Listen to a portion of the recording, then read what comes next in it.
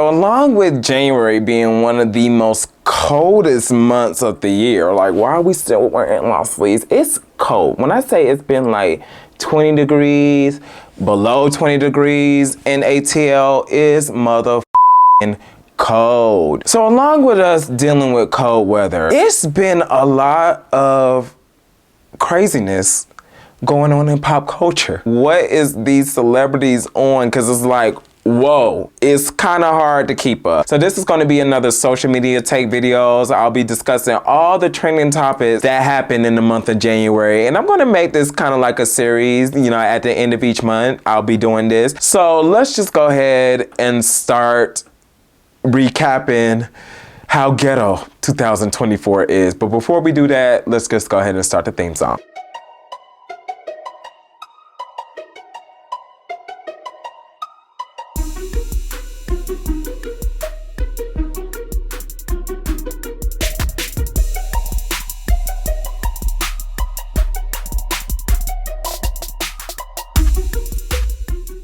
I remember in The Dark Knight when the Joker was like, I'm an agent of chaos. I'm an agent of chaos. That's what reminds me of Katt Williams, because he jump-started off 2024 and it was just like a, woo! All right, I wasn't ready, but I'm enjoying the journey. So Katt Williams, he was on a podcast called Club Shay Shay. That name is just so unnecessarily trifling and ghetto. Club Shay Shay. Shannon Sharp, why did you decide to call this Club Shay Shay? Is Shay Shay your nickname? Like, do niggas call you Shay Shay? Do people in your family call you Shay Shay? I wouldn't think Shay Shay would be a nickname for Shannon Sharp. Where does Shay Shay come from? And why is your show called Club Shay Shay? Grown ass man. Club Shay Shay. And here's the thing. I don't know why the entertainment industry keeps giving these athletes and rappers the opportunity to get a podcast and get a show, followed by a multi-million-dollar deal with Spotify or Revolt or iHeartRadio, when there's so many people, qualified journalists that went to school for 4 years, 8 years, they've been interning for free for months and years, trying to do whatever they can to catch a break in this industry, to utilize all their talents, all the skills that they have amassed, and all the experience that they have gained studying the craft of media and studying the craft of journalism. And all that does not matter because you're so willing to give an athlete or a rapper a show. Isn't that crazy? And I said all this because Dwayne Wade, he just booked the podcast. What's up, everybody? I'm Dwayne Wade. I've been blessed to have so many titles, but now I'm adding podcast hosts. And that's going to be starting sometime in February through iHeartRadio. And it's just like, what on earth? And it's not like they're using their podcast to talk about something that they know about, you know, like Shannon Sharp. You would think he would be using his show to talk about sports. You would think LeBron James would be using the barbershop to talk about basketball. You would think Dwayne Wade would be using his show to talk about basketball as well. These niggas are talking about pop culture. And they're kind of like ignorant to pop culture because, one, they are a part of the pop culture, and number two, they don't have the license to conduct a quality interview and the license to carry on a good conversation, because Shannon Sharp did a horrible job interviewing Katt Williams. He really did. Katt Williams had the ability to control that interview for the whole duration. Shannon Sharp will ask one question and Katt Williams will respond to his one question with 7 other potential topics that Shannon could be asking follow-up questions for, but he doesn't do so. You know why? Because Shannon Sharp does not know how to interview people that are not in the arena of sports. He did a terrible job interviewing Katt Williams, because my nigga, you had one opportunity to figure out why Katt Williams fought that middle schooler and it went viral, and I was just like, wait, we still didn't get an explanation as to what happened. And then when Katt Williams took the opportunity to take shots at Ricky Smiley, Steve Harvey, Cedric the Entertainer, Faison, Tiffany Haddish, he went off. Shannon didn't ask any of the follow-up questions. Well, what specifically happened to made you feel the way that you feel? You know, go into details. All right, what did Steve do? What did Kevin Hart do? Like, why are you throwing their names under the bus? You didn't take control of that interview. Katt Williams controlled that interview. And it was so entertaining. And I was glued listening to every single word that Katt Williams was saying. Now, I'm not gonna say I was sitting up here believing everything that Katt Williams said. Some of y'all was on Twitter talking about oh my God, I cannot believe that Katt Williams was reading 3,000 books a year. Y'all actually thought that that was serious? Like, I could tell he was trolling just by saying the story, because who in their right mind can read 3,000 books a year? That is scientifically impossible. You would literally have to be reading damn near 23 hours a day to get through 3,000 books a year. Do the math. Of course, he wasn't literally reading 3,000 books a year, but he said it in order to get y'all attention, to be like, yeah, like, I used to read a lot. Nobody can read 3,000 books a year. Come on, y'all. Let's just be serious. But it was certain things like that.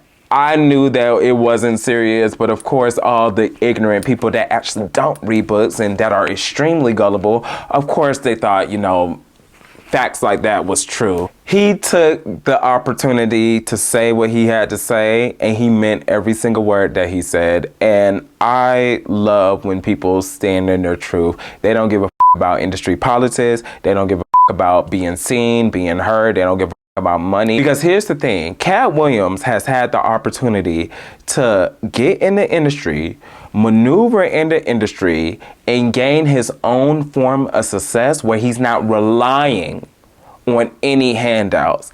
He got it on his own, and he has sustained it on his own. So everybody else that's up here trying to play the game, trying to appease to the Hollywood standard and trying to make sure that their reputation is squeaky clean, even though they be doing snake behind the scenes, Katt Williams ain't for that. He got his own, and he has sustained his own.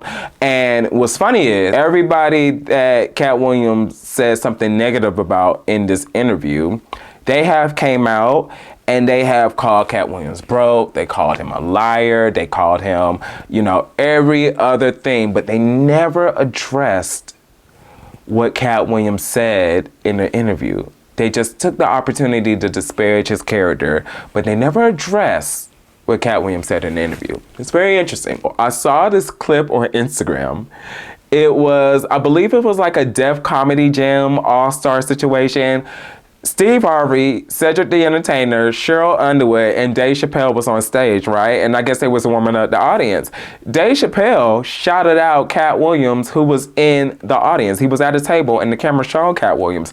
And if you look at this clip, Steve Harvey looks so uncomfortable, and everybody else's faces, they looking at each other like, why did Dave Chappelle shout out Katt Williams? Like, what are you doing? It's good to see so many funny people together in one room, all wondering the same thing. Is Katt Williams gonna show up? Oh, he's right there. There he is. I didn't know he was right there. I would not have said that if I had seen him right there. Yeah. Not used to quiet, introspective Katt Williams. No. How do y'all feel some type of way that Dave gave Katt Williams his flowers? What I did see, a lot of people come out to confirm that Katt Williams is a good person. I'll be talking to Katt, right? He just might be like, hold on. Walk in the house, come back outside, $25,000. Like, man, just put it in your pocket. He would just give you $25,000? $25,000. He was like, what you did to that, man? I was like, man, I was out there at the store, man. I was like, man, you know they charging $2,000 for them Chrome Heart jeans. If I looked in my pocket, I had a jean jacket on, I'm like, man, that nigga done left $10,000 in my pocket. He texted me like, we ain't complaining about no wardrobe budget, man. Katt is one of the most generous people that you ever gonna meet. And a lot of people don't know that. He don't get a lot of press and love for that. I remember I was at the Comedy Store performing one night, got off stage. Some girl came and put something in my hand and said, good set, but I didn't see her. I just heard her, and she walked off. And I thought it was like a phone number in my hand. And when everybody walked away and stuff, I looked in my hand, and it was $1,000. And then I looked out in the audience trying to find the girl, and I'm like, man, I can't remember her face, and I couldn't see her, and I was just like, who gave me $1,000? About a month later, somebody told me that happened to them, and they said Katt Williams was in the audience. And I put two and two together and was like, wow, he did that to me then. I know he a real nigga to me. Like I say, bro, I came home, I ain't had nothing. The man invited me to his concert. When I was leaving, gave me $15,000. I ain't even know him, bro. That's all I can say. You sponsored Melba Moore's Hollywood star on the Walk of Fame. I absolutely love that. When you're a true, authentic, good person, people are gonna ride with you no matter what. That was one of the beautiful gems that I got from watching that Katt Williams interview. Strive yourself to be a good person all around, because the more good you do is a good representation of God.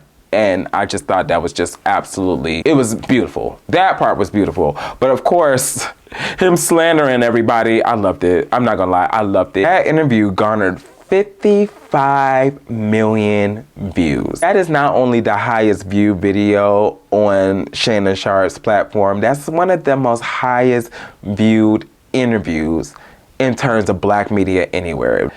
Gotta love Katt Williams. He is a GOAT, and he is an icon, and he is a legend. Next up is Jonathan Majors. I really don't have that much to say about Jonathan Majors because I really don't care about him, and I really don't give a fuck about this case, but I'm going to talk about it anyway since it was such a big topic of January 2024. He was found guilty for putting his hands on that white girl and acting like he was the victim by running through the streets of New York and having that white girl chase him around. Okay.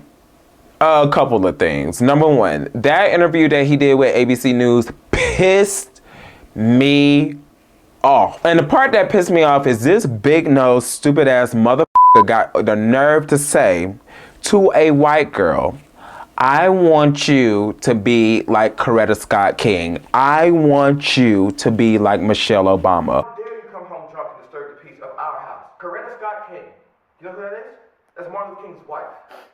Michelle Obama, Barack Obama's wife, a woman that supports me, that I support, that needs to be a great woman. I was attempting to motivate, to enlighten, to give perspective as into what it is I was hoping to get out of the relationship. What? Why would you want a white girl to be like a black woman when all you have to do is just be with a black woman? What is wrong with you? I'm watching this interview like, oh my God, this nigga has lost his damn mind. What the hell? And he's sitting up there with Megan Good expecting us black men to have his back. I don't have your back, nigga. What the f***? Nobody told you to put your hands on that girl, stupid. And then of course the white girl was gonna get into her Karen mode and pretend that she was a victim. I don't know what went down in that cab, and I really don't care, because you are too grown and too stupid to realize that that white girl was not gonna be on your side. What is wrong with you? You dumb, stupid. And so lo and behold, the MCU decided to drop Jonathan Majors. Are y'all surprised? Are y'all really surprised? What's happening with Jonathan Majors is the same thing that happened with Columbus Short. It's the same thing that happened with Justice Smollett. It's the same thing what happened with Nate Robinson. What is wrong with the black actors in Hollywood where they just cannot do their job and go the f*** home? Why do you guys feel the need to bring your personal business into your work business? Because it's causing you to lose money, and it's causing you to never work in Hollywood ever again. What the f*** is wrong with you niggas? And you expect us, your quote unquote fans, us black men, but not only that, you expect black women to come to your defense and save you. What? Here's the thing. I don't give a f*** about him being dropped from the MCU. Right now, I don't know if we're in phase 3 or phase 4.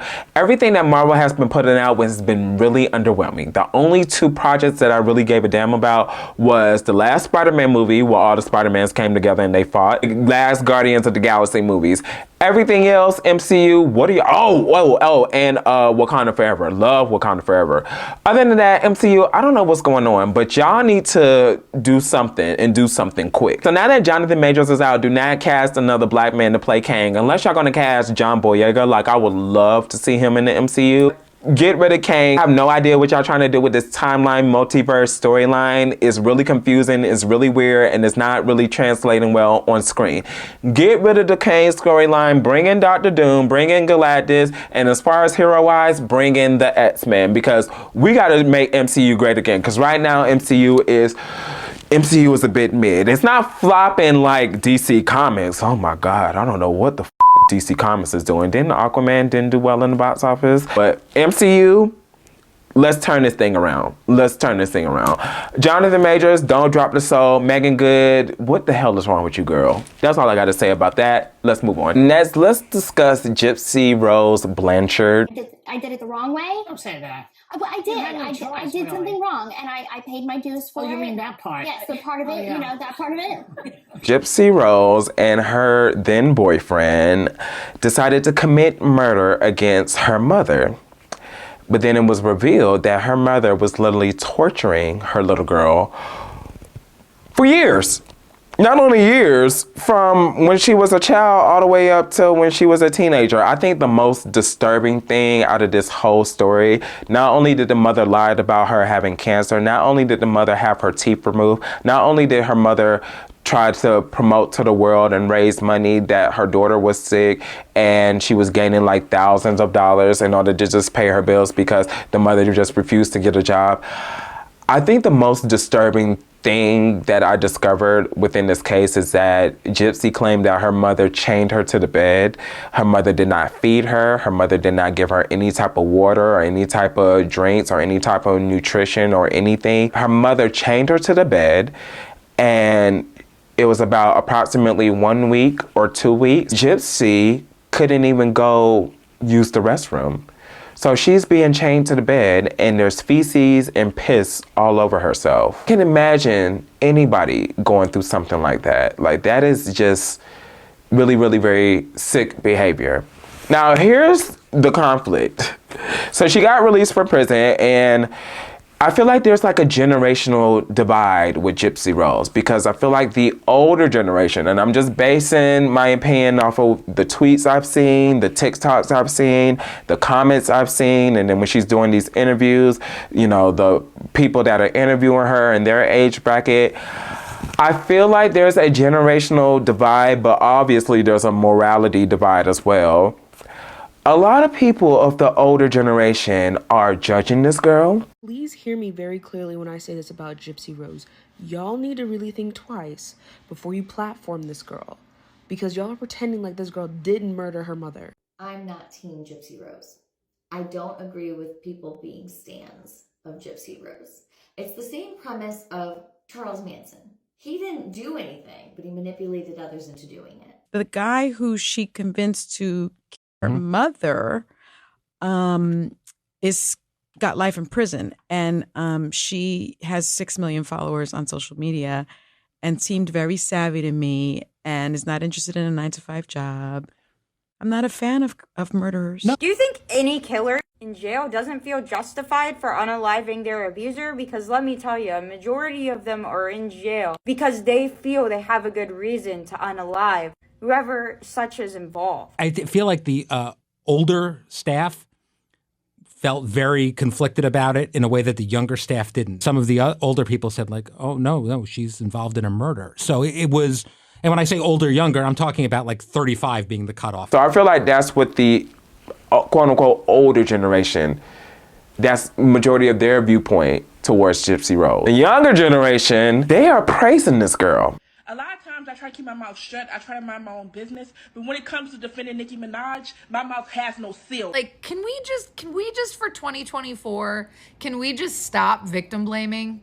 And can we stop like thinking that we know anything about how, like, what is going on in the mind of these abused human beings that have gone through things that we can't even imagine. Do I believe she should have ever been in jail?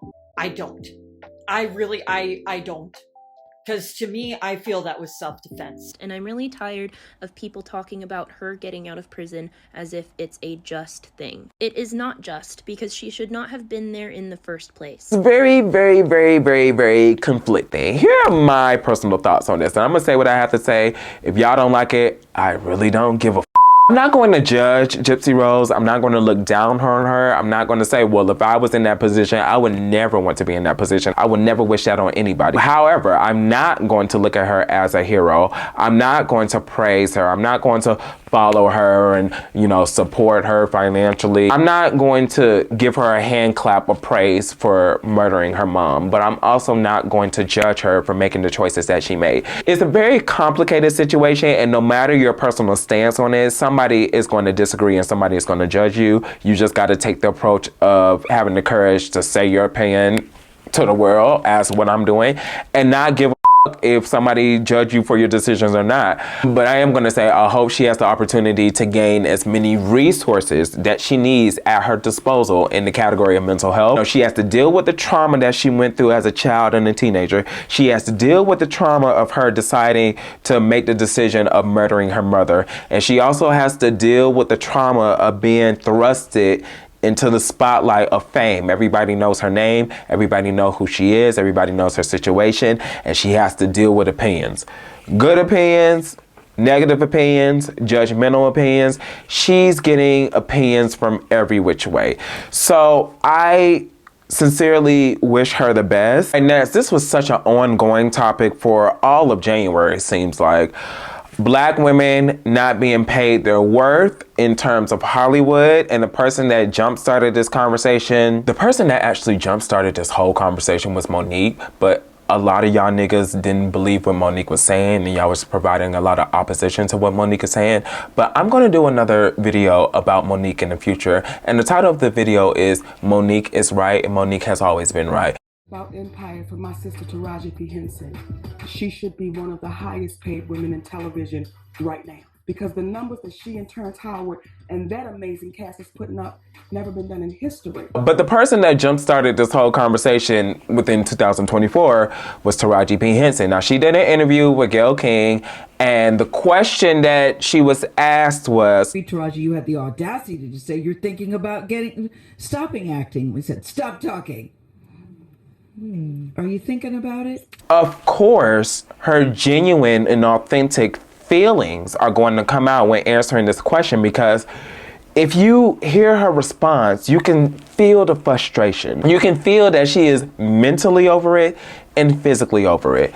So Taraji responded to the question and she said, I'm just tired of working so hard, being gracious at what I do, getting paid a fraction of the cost. I'm only human, and it seems every time I do something and I break another glass ceiling, when it's time to renegotiate, I'm at the bottom again, like I never did what I just did, and I'm just tired. They play in your face. And I'm just supposed to smile and grin and bear it and just keep, like, enough is enough. That's why I have other things. I have my TPH brand. I have my mental wellness. I have other things, because this industry, if you let it, it'll steal your soul. But I refuse to let that happen. I understand Taraji taking the opportunity to say, look, I am sick of this shit. It's too many people that are okay with how their job treats them. It's too many people that are okay settling for the bare minimum. It's too many people that are okay dealing with all the obstacles that you have to deal with at your job. I don't want to say anything because this is not the right time or the right place. So when exactly is the right time and the right place? How is somebody supposed to know that there's a problem if you do not open your mouth and have the balls to say, you know what, this is a problem and I'm not okay with this? I think more people need to understand to speak up for themselves. Would you rather be overworked, underpaid, and vastly mistreated for the rest of your lives? So I feel Taraji for having the opportunity to speak up and speak out about the inconvenience and the mistreatment that she has endured as being a black actress in Hollywood. Everybody has been enduring foolishness in terms of their job. That's why so many people were on strike last year. People didn't go on strike because they feel like it, because they didn't feel like working anymore. They are tired of being mistreated. They are tired of being overworked, and they are tired of being underpaid. There's so many people that can't even pay their bills, but they are tired working 10-hour shifts, 12-hour shifts. And their paycheck is not even reflecting the amount of work that they put in at their jobs. They are sick of it. So yes, more and more people need to speak out for the mistreatment, because if you don't, how are things going to change? So I stand for Taraji. I'm always going to stand for Taraji. She was right. To wrap up this chaotic month, because this literally just happened a couple days ago, actually 2 days ago, it happened this past Friday. Megan Thee Stallion released a song called Hiss.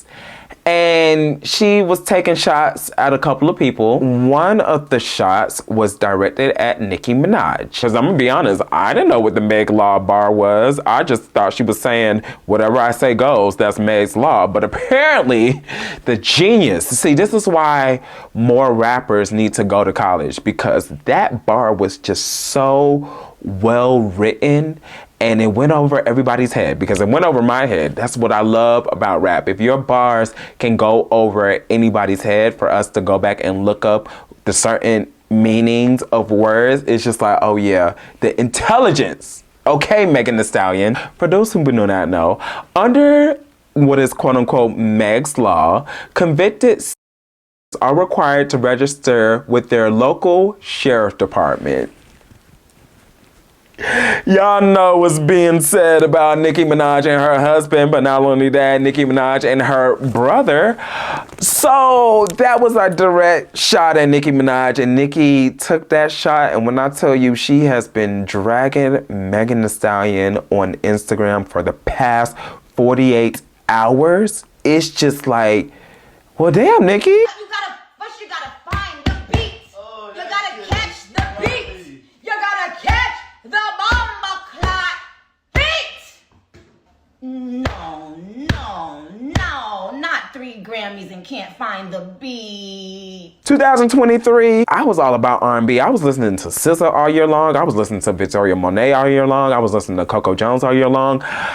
I was a little bit tapped out about the rap beef. Of course, I listened to Gunna's album. I listened to Dirk's album. Listened to the Spider-Man Across the Spider-Verse album. That was really good. I listened to Ray Sherman's album. You know, so those were like the rap albums that I was kind of like paying attention to. I was kind of caught off guard with this Megan Thee Stallion and Nicki Minaj beef, because from my understanding, the last interview that I've seen where Megan mentions Nicki Minaj's name, Megan Thee Stallion says this. I know you love Nicki Minaj too. Did you feel like you had to like kind of call Nicki first? Like, I don't want you to hear about it, but I'm working with Cardi, or that is like all over?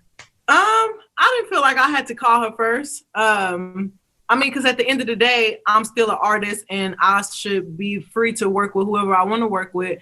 My personal relationship with anybody doesn't affect like what I choose to do as an artist. And even me and Cardi's relationship furthered after the song. Like, she's great on her own. Like, I love her as a person. We talk often. Like, we talk a lot.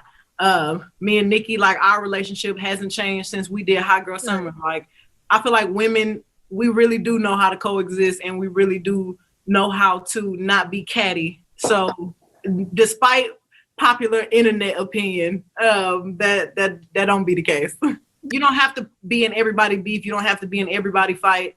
My fight is not everybody else's fight. Like, if you've never done anything to me, then we good. Like, everything's good. So in my delusional mind, I've always thought Nicki Minaj and Megan Thee Stallion was in a good place. You know, they did a record together called Hot Girl Summer. It was on IG Live together. Boobs is out, ooh, ass is out, ooh, ooh, hit it, hey, hey. So I was really taken aback that these two had beef. Now, I knew it was something, because the way Nicki Minaj was on that Rolling Loud stage, repeating that Christopher Reeve's line. I don't with horses. I said it's 700 horses when we fixing to leave, but I don't And then on her album, Pink Friday 2, she said on the record, The Club Up, stay in your Tory lanes, bitch, I'm not Iggy. So we kind of knew there was something like, okay, they taking shots at each other. So Megan took the opportunity to sneak this, and Nicki has been losing her mind on social media. She's been going off on IG Live, going off on Twitter. I'm not about to be supplying updates because it's too much to keep up with. It's really too much to keep up with. I'm gonna say this, Nicki Minaj, she's been caught up with rap beef in the past, right? But she knows her opponents and she meets her opponents where they're at. So that is why she had to beef with Cardi B online. That is why she had to beef with Lotto online. Megan Thee Stallion, though, that's a different type of opponent. See, if you have to think, when Remy Ma released Sheether, Nicki Minaj responded with no frauds. And they've been taking shots at each other back and forth, back and forth, back and forth. So with Megan Thee Stallion releasing Hiss, Nicki is going to gear up to respond in a diss track because Nicki knows that Megan is lyrically talented. Of course, she's slandering her online. She's going to take the opportunity to take it to the music. She didn't take it to the music with Lotto. She didn't take it to the music with Cardi B, but she's going to take it to the music with Megan Thee Stallion.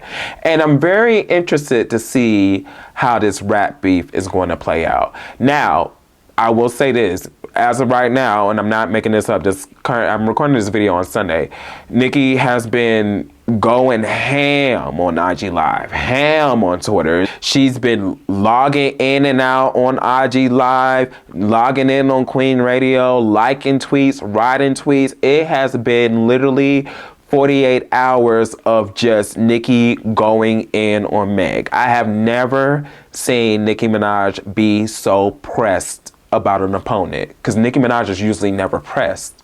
But with Megan, that one little bar has got Nicki going in.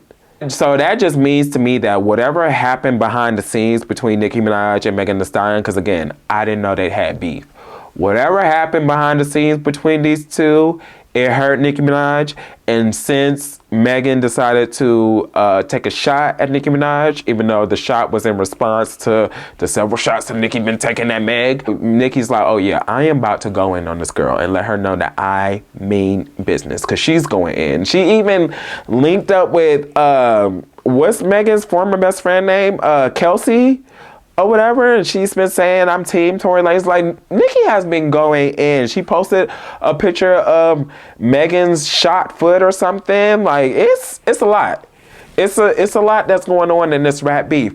But I said it on TikTok and I'm gonna say it on here. I want the rap beef to be in the music. I don't respect rappers that go back and forth on social media. Like, I hate that. If you have a beef with another rapper, go in the studio and release a diss track. I am not going to sit there and read a paragraph written by a rapper. Half y'all niggas didn't even graduate high school, so I don't even know how the hell do y'all even know how to write a paragraph. I'm pretty sure that anything that y'all have written in the IG caption, written in the IG comments, or written in the IG story is pretty much grammatically incorrect. I don't want to read anything from rappers. I want to hear it in the music. I want rap beefs in 2024 to be in the music. Log out of Instagram, log out of Twitter, go in the studio, record your diss track, respond to all the bull and put it in the music. So Nicki Minaj, log out of Instagram, log out of Twitter. I think she got banned from TikTok, but log out of TikTok as well.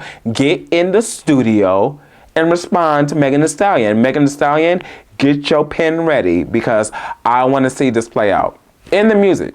I don't want to see no back and forth on social media. And I know Megan hasn't been responding to Nicki Minaj. She posted something on her IG story laughing at the foolishness that Nicki has been posting. Cool. But as of right now, ladies, let's get in the studio and get the bars going. I appreciate you guys for making it all the way to the end of this video. Make sure you like, comment, and subscribe. And keep up with me on Twitter, Instagram, and TikTok. The links are in the description box below. And I will see you on the next episode.